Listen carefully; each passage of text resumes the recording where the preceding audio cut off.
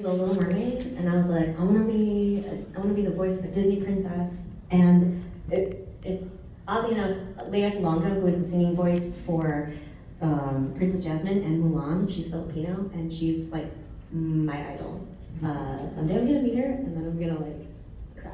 It's great. That's nice. How about you, Griffin? Who inspired you? I really like Mike Judge. I'm a huge fan of King of the Hill.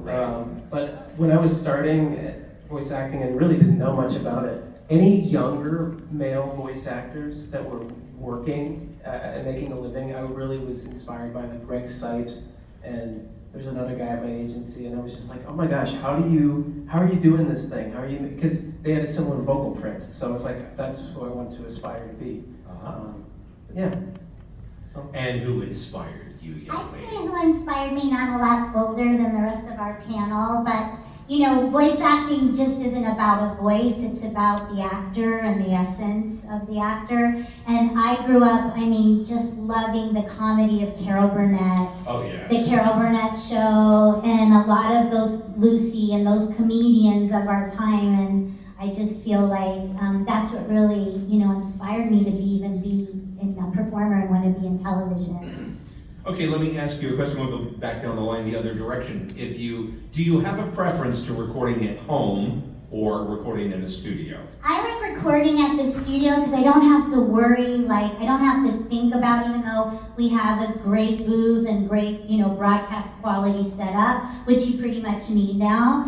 But I don't have to worry about gardeners or, airplanes as much. There's just less to worry about. Trash can when the truck comes through. There's just a little less to worry. I think, you can turn it over and you can just be fully present. That's what I try to do. I agree. It's convenient, we kind of had to do it. It can be convenient if you have one or two lines or a pickup session. But I actually like to be in the studio, and I like to be there with the engineer and the director. Sure. Griffin, how about you? Home or Similar thoughts. I like the convenience of recording from home.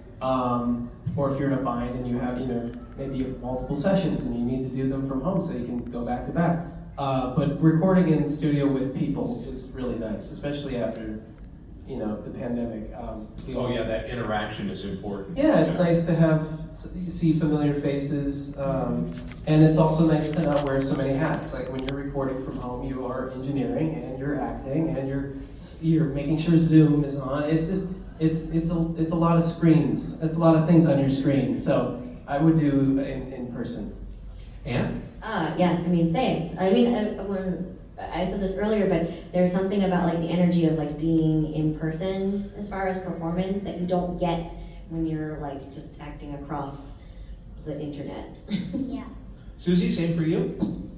Well, actually, I started remote. I didn't really start till during the pandemic.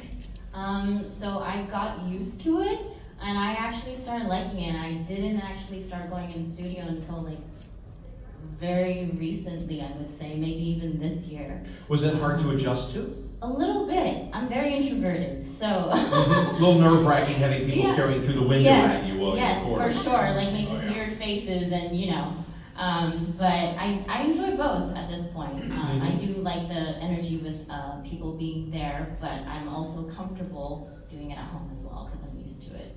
If I can share my experience real quick about recording in the studio versus recording at home.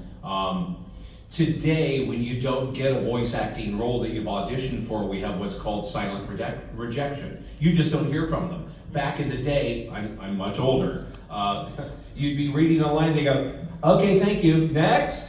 And that really hurt. You knew you weren't getting the job and they didn't like something you said. Today, the silent rejection is a lot easier to handle, I think. Let me ask you this. Do you love having fans?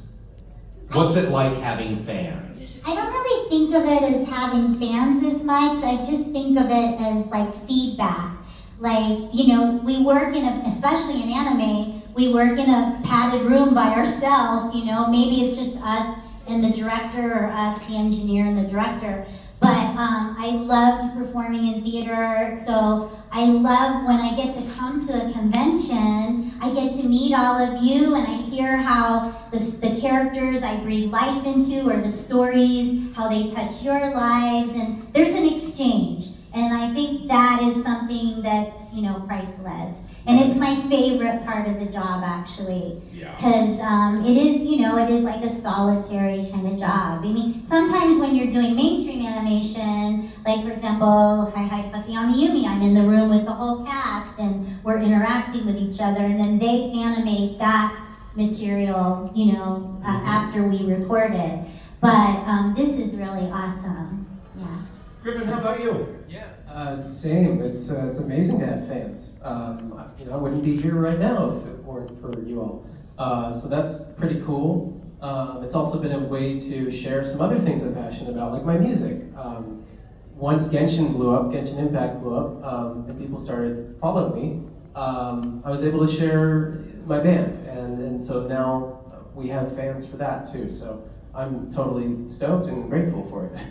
Ladies, you feel the same down at the end? Are you very, very happy to have fans, or is there a downside?